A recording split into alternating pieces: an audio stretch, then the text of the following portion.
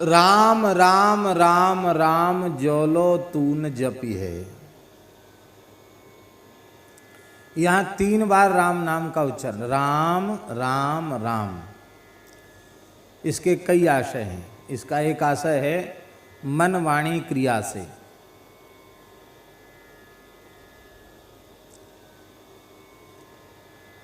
एक आशय है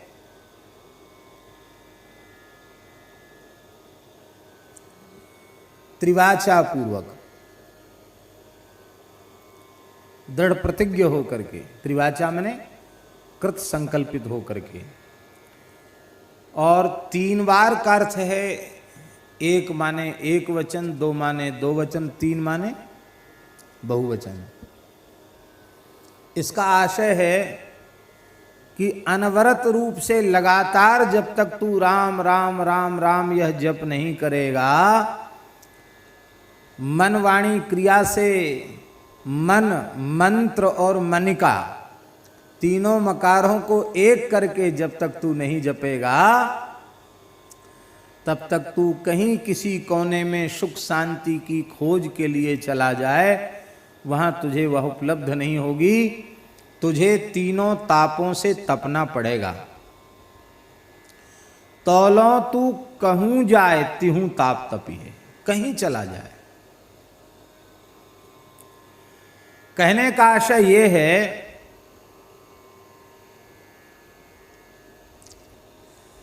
कि सुख प्राप्ति का संकल्प लेकर राम नाम को छोड़कर जो भी कोई अन्य साधन तूने मान रखा है, समझ रखा है, उस ओर तू जाएगा और वो साधन करेगा। किंतु राम नाम से शून्य वह साधन तुझे सुख नहीं दे पाएगा, तुझे शांति नहीं दे पाएगा। तो साधन करने का श्रम ही तेरे हाथ लगेगा। राम नाम की महिमा महाराज जी ये है कि धोखे से प्रसंगवश, बिना भाव के धोखे से प्रसंगवश एक बार भी जो नाम का उच्चारण हो चुका है, राम नाम का उच्चारण हो चुका है, किसी भी भाव से, किसी भी अवस्था में, किसी भी काल में, किसी भी परिस्थिति में, वह कभी भी व्यर्थ जाने वाला नहीं है। यहां तो नगद फल है और वहां साधन का श्रम तेरे हाथ लगेगा, फल कुछ नहीं मिलेगा। इसलिए तौलो तू कहूं जाए तिहूं ताप तपी है।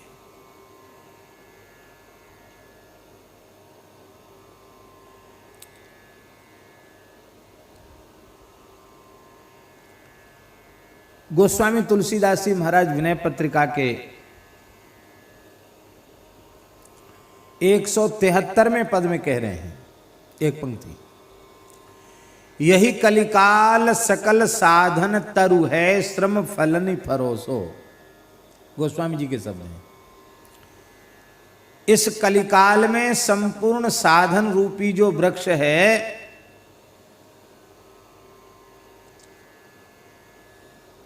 उसके फल का नाम है श्रम। उसके फल का नाम क्या है? साधन तरु के फल का नाम क्या है? श्रम। विश्राम नहीं, श्रम फल नाम है उसका। साधन का श्रम तेरे हाथ लगेगा। यदि उस साधन में श्री राम नाम नहीं है तो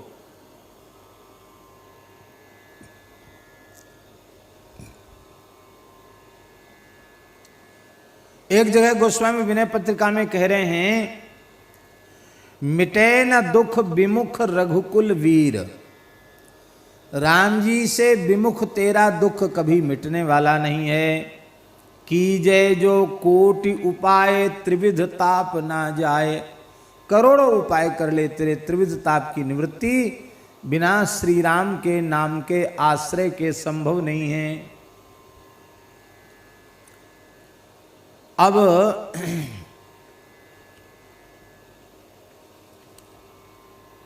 तीनों उदाहरण, त्रिविध ताप, त्रिविध ताप कौन कौन है? दैहिक, दैविक और भौतिक, ये तीन ताप हैं। दैहिक, दैविक, भौतिक त्रापा, राम राज नहीं काहू ही व्यापा।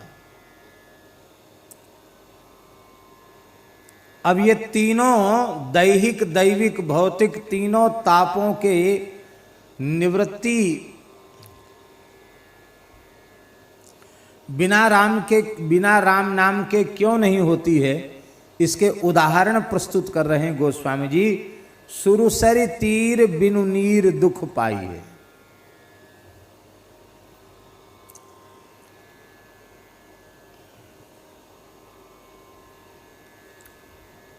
गंगा जी की महिमा पुराणों में बहुत है, बहुत महिमा है गंगा जी की। गंगा जी जल नहीं है, पिघला हुआ परमात्मा है, ब्रह्म है।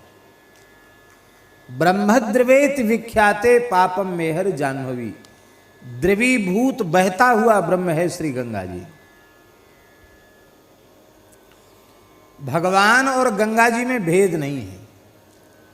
जैसे भगवान कहीं भी प्रकट हो जाते हैं, ऐसे गंगा जी भी कहीं भी प्रकट हो जाती। महात्माओं की तपस्या के प्रभाव से गंगा जी प्रकट हो जाती। पौराणिक युग में नहीं, इस युग में भी। जामनगर में, गुजरात जामनगर में एक भक्त के यहाँ नीचे भोंयरे में, गुफा में, जिसको आजकल बेसमेंट कहते हैं, उसमें सदगुरु श्री रणछोड़ दास जी महाराज अनुष्ठान कर रहे थे, भजन कर रहे थे।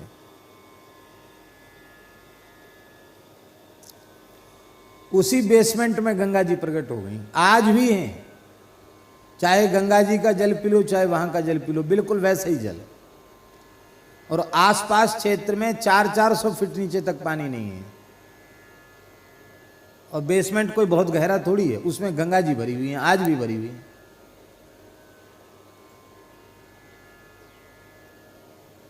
ये तो बहुत पुरानी घटना नहीं। यह मिस्त्री कह रहे हैं कि ये तो कोई 100 साल पुरानी घटना नहीं है।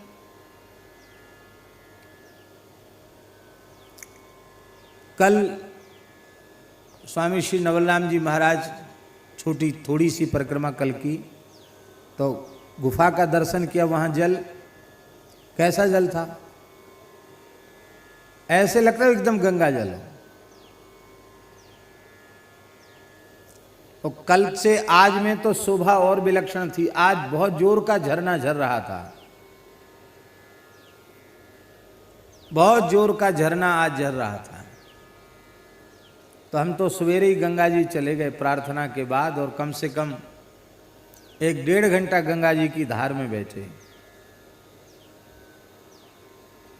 बड़ा दिव्य जल, और वो झरने का जल तो एकदम शीतल था और गुफा का जल गर्म था।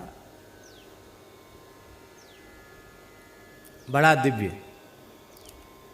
गंगा जी की बड़ी महिमा है।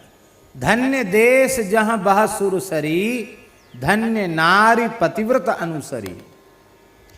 कितनी महिमा है गंगा जी की। गंगा जी का दर्शन नहीं, स्नान नहीं, गंगा गंगेतियो ब्रूयात योजनानाम सतैरपि मुच्यते सर्व पापेभ्यो विष्णुलोकम सगच्छति। सैकड़ों योजन दूर खड़े होकर गंगा गंगा गंगा ऐसा उच्चारण करे तो सारे पापों से मुक्त होकर विष्णुलोक का अधिकारी हो जाता है। ऐसा पुराणों में लिखा है। कितनी महिमा है गंगा जी की, बहुत भारी महिमा है गंगा जी की। गोस्वामी जी कह रहे हैं, जिन गंगा जी के दर्शन मात्र से हरति पाप त्रिविध ताप सुमिरत सुर सरित, देखत दुख दोष दुरित दाह दारिद हरनि।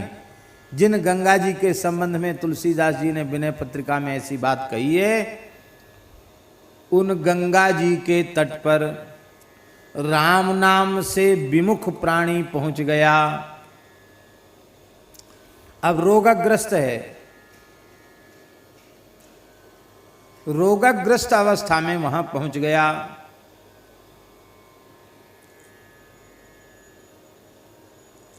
इसलिए पहुंचा था कि अब तो मरना ही है, मर जाएंगे वहां जाके। लड़खड़ाया, गिर पड़ा, प्यास लगी। राम नाम से विमुख होने के कारण उस मरते हुए के मुंह में कोई गंगा जी का जल डालने वाला नहीं आया। कितने दूर से चल के आया था, गंगा स्नान और गंगा जल पान करने आया था। गंगा जी के तट तक पहुंच गया, लेकिन जल की प्राप्ति गंगा जी के नहीं हुई। क्यों? क्योंकि वह राम नाम से विमुख था। अथवा गंगा जी के तट पे ही रहता है और डॉक्टर आ गया, उसने कहा भूल के भी एक बूंद पानी मत दे देना। पानी दिया नहीं कि बस फिर रोग काबू में नहीं रह जाएगी तो मर जाएगा।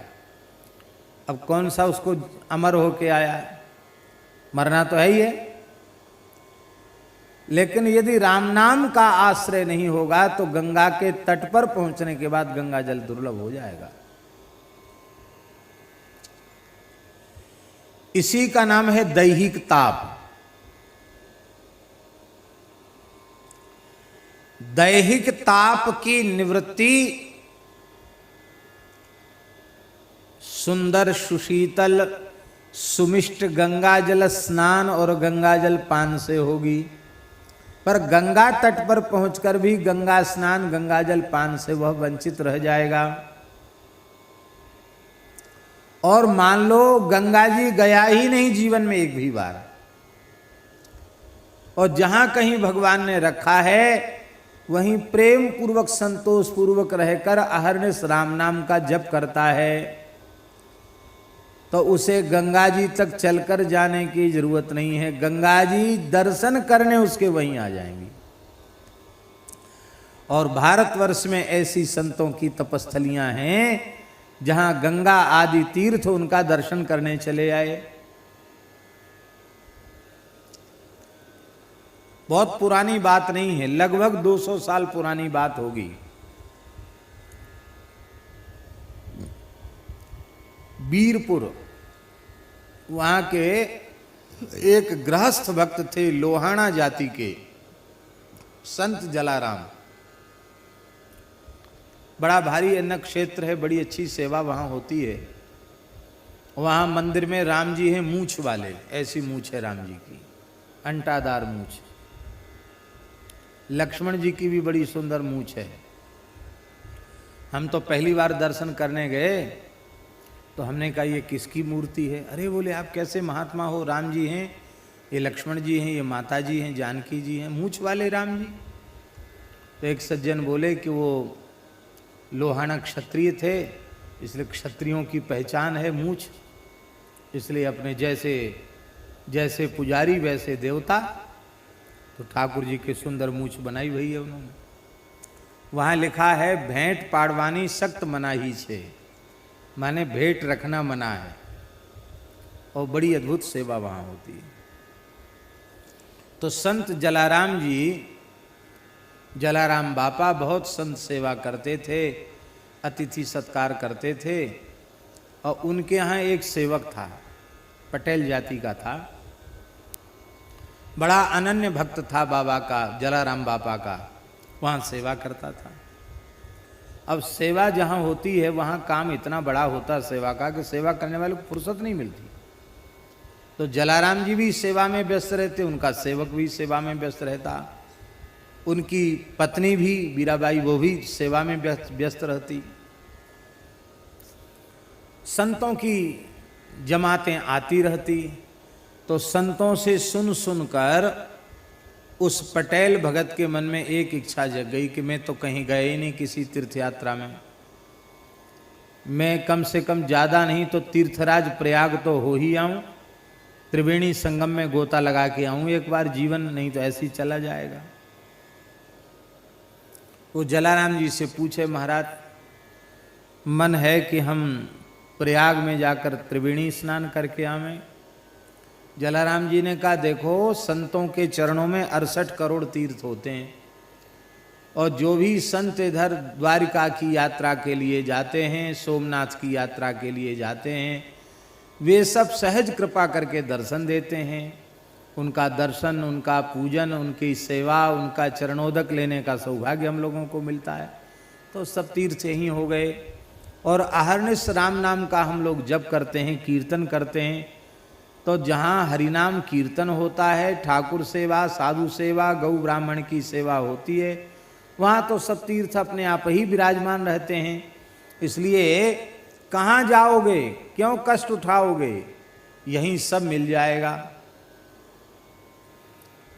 लेकिन वो कई बार कोई बात दिमाग में बैठ जाती तो समझाने से भी निकलती नहीं है। वो तो कहे हो गया महाराज, हो जाएगा हो जाएगा, इतने दिन हो गए, अब तक तो कोई अनुभूति भई नहीं, आप जाने से मना करते हो। आप अनुमति दो, हमारे मन में जाने की बड़ी प्रबल इच्छा है। तो जलाराम जी हंसने लगे, बोले तो ठीक है, अब आज तो बहुत विलंब हो गया, कल देख लेना, कल चले जाना, तुम्हारा मन हो तो कल चले जाना।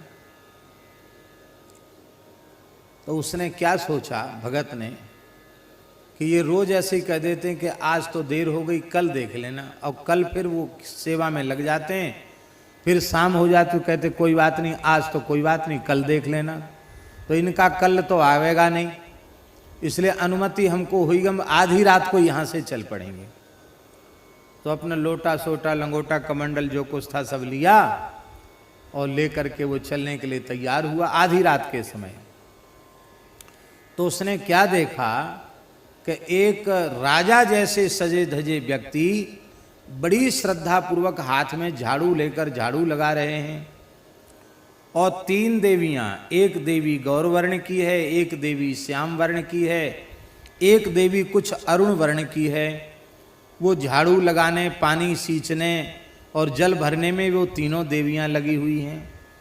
तो उससे बड़ा आश्चर्य हुआ कि हमने तो आज तक न इस व्यक्ति को देखा, न इन 3 देवियों को देखा, ये हैं कौन?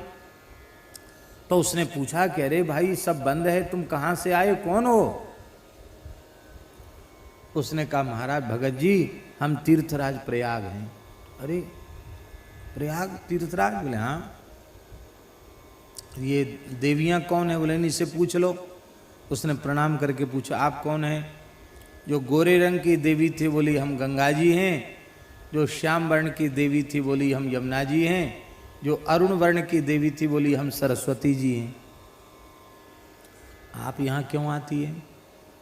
कहते देखो, सब जीव अपने पाप छोड़कर पवित्र होने हमारे जल में आते हैं, पर ऐसे राम नाम जापक साधु सेवी के यहाँ आकर हम पवित्र हो जाते हैं, इसलिए हम जलाराम जी के यहाँ नित्य सेवा करने आते हैं।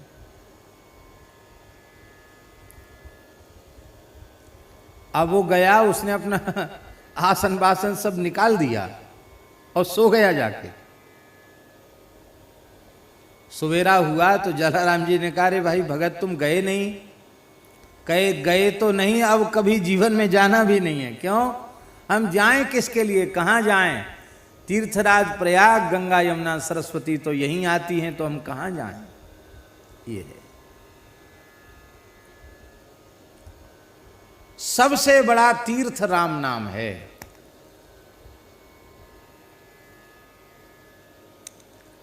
सबसे बड़ा तीर्थ इसलिए हरि नाम है क्योंकि तीर्थों में जब हम स्नान करते हैं तो हमारे पाप नष्ट हो जाते हैं, पर हमारे पुण्य नष्ट नहीं होते, पुण्य बढ़ते हैं, पाप नष्ट होते हैं और पुण्यों की वृद्धि होती है।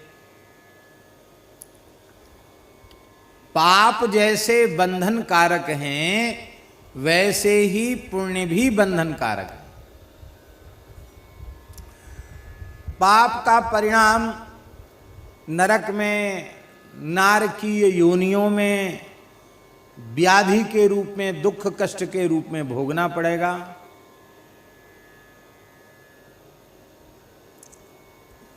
तो पुण्य का परिणाम भी सुख के रूप में, लौकिक भोगों के रूप में और स्वर्गादि लोकों में प्राप्त होने वाले भोगों के रूप में भोगना पड़ेगा। वैष्णव को नहीं। हाँ, ये विशेष सुविधा है। आप लोग कहें क्यों वैष्णव की सुविधा कहाँ से आई? ये सुविधा इसलिए है कि शरणागति के जो 6 अंग हैं, षड्विधा शरणागति ही, शरणागति के जो 6 अंग हैं, ये षड्विधा शरणागति वाला श्लोक लिंग पुराण का है। इस लिंग पुराण के पाठ में इस बार आया है। आनुकूल्यस्य संकल्पः प्रातिकूल्यस्य वर्जनम रक्षिष्यतीति विश्वासो गोप्तृत्वे वर्णम तथा आत्मनिक्षेप कार्पण्यम षड्विधा शरणागति। ये लिंग पुराण का श्लोक।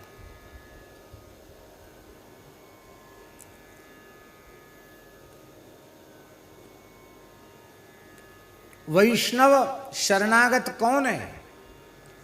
जो 6 प्रकार की प्रतिज्ञाओं का प्राणपण से निर्वहन करता है। शरणागति के 6 अंग हैं। खाली शरण में हैं और शरणागत हैं इतना कहने मात्र से नहीं होगा, उनके अंग हमारे जीवन में होना चाहिए। पहला अंग है शरणागति का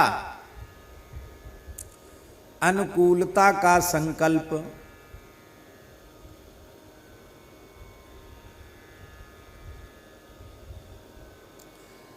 वेदादि शास्त्रों के अनुकूल हमारा जीवन होगा, मनमुखी स्वेच्छाचारी जीवन हमारा नहीं होगा, शास्त्र नियंत्रित हमारा जीवन होगा, हरिगुरु संतों के सर्वथा अनुकूल हमारा जीवन होगा, मनमाना आचरण नहीं होगा।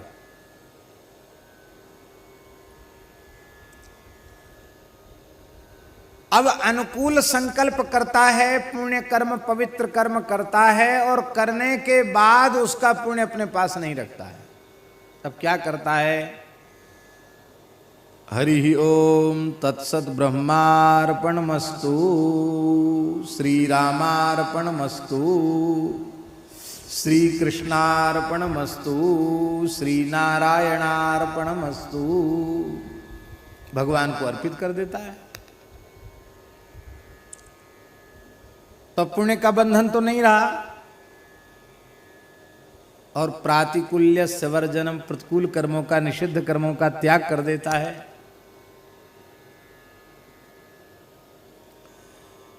तो भगवत शरणागत होने से निषिद्ध कर्मों से तो बच गया और प्रतिकूल कर्मों का त्याग कर दिया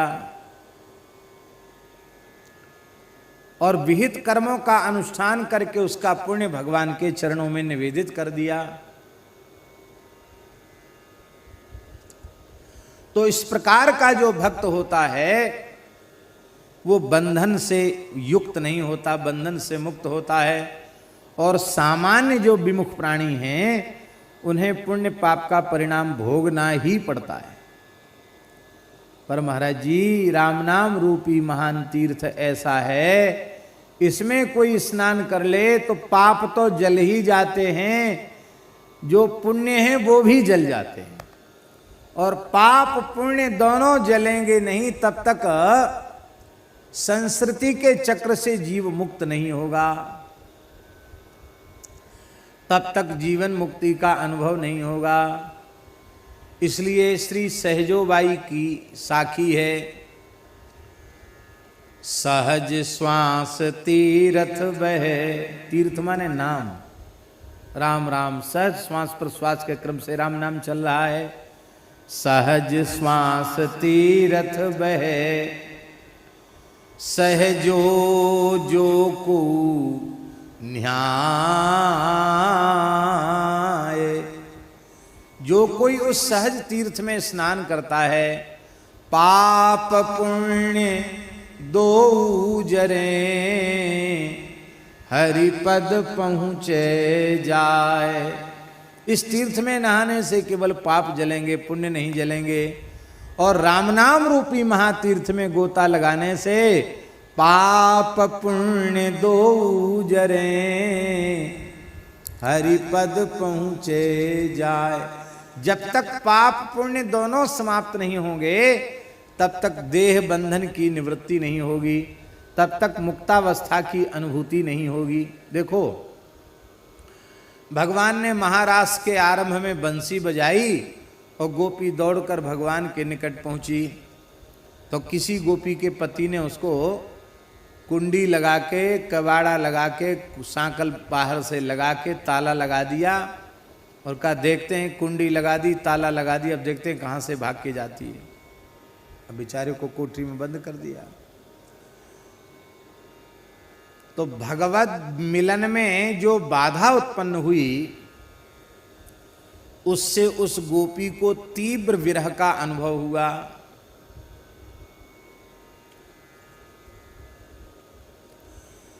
दुस्सह प्रेष्ठ विरह तीव्रतापधुता शुभा। असह्य भगवत वियोग में जो ताप, विरह का ताप उत्पन्न हुआ, उस विरह के ताप से उसके सारे के सारे अशुभ जलकर भस्म हो गए। लेकिन अभी भी भगवान नहीं मिले। अशुभ तो जल गए, भगवान नहीं मिले। और जब सारे अशुभ जल गए तो उसको समस्त प्रकार के अशुभ की निवृत्ति जब हो गई। अब यहां देखो एक संकेत है। संकेत ये है कि आप चाहे जितनी कठोर तपस्या कर लो, जप कर लो, तप कर लो, यज्ञ कर लो, दान कर लो, सारे सत्कर्मों का अनुष्ठान कर लो, सारे धरती के तीर्थों की यात्रा कर लो, सबकी परिक्रमा कर लो, लेकिन सर्वथा अशुभ की निवृत्ति नहीं होगी। कुछ न कुछ अशुभ का संस्कार बच के रह जाएगा, शेष रह जाएगा। नहीं हो सकता समाप्त। केवल और केवल भगवत मिलन की जो व्याकुलता है, वो तीव्र ताप ही समस्त प्रकार के अशुभों की निवृत्ति कर सकता है। इसलिए जब तक भगवत दर्शन की व्याकुलता उत्पन्न नहीं हुई है, तब तक सारे अशुभ समाप्त हो नहीं सकते किसी भी काल में, किसी भी अवस्था में। इसलिए वस्तुतः सच्चा प्रायश्चित्त है भगवत दर्शन की व्याकुलता जग जाना। ये सारे पापों का सबसे बड़ा प्रायश्चित्त है। सारे अशुभ समाप्त हो गए, गोपी के हो गए, प्रत्यक्ष उदाहरण है। और जब समस्त अशुभ समाप्त हो गए तो ध्यान में भगवान प्रकट हो गए। जैसे ही भगवान प्रकट हुए तो प्राप्ताच्युताश्लेष, अच्युत श्री कृष्ण का आश्लेष आलिंगन उसे प्राप्त हुआ। और जब भगवदालिंगन ध्यान में उसने किया तो भगवदालिंगन में जो उसे सुख मिला, वो सुखों की चरम सीमा, उस अथाह असीम अनंत सुख को प्राप्त कर लिया उसने भगवान का आलिंगन प्राप्त करके। तो उसके सारे के सारे शुभ भी समाप्त हो गए। विरह से तो अशुभ समाप्त हो गए और ध्यान में भगवान के आलिंगन से शुभ समाप्त हो गए। और जब दोनों शुभ अशुभ दोनों की निवृत्ति हो गई तो गोपी को सिद्ध देह प्राप्त हो गया। जो गोपियां चल के गई वो तो पीछे से पहुंची, और जिसको तारे में बंद कर दिया था कुंडी लगा के, वो सबसे पहले ठाकुर जी के चरणों में पहुंच गई। उनको चल के नहीं जाना पड़ा, वो तो एक क्षण में पहुंच गई।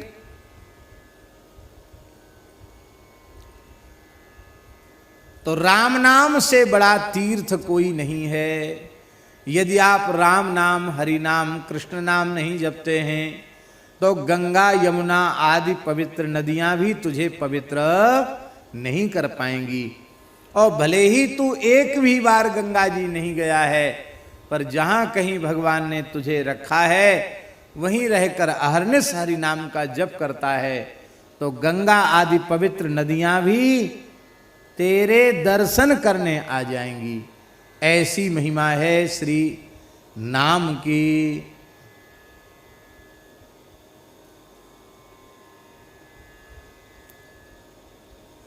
सुरसरी तीर बिनु नीर दुख पाई है, सुर तरु तरे तो ही दारिद सताई है।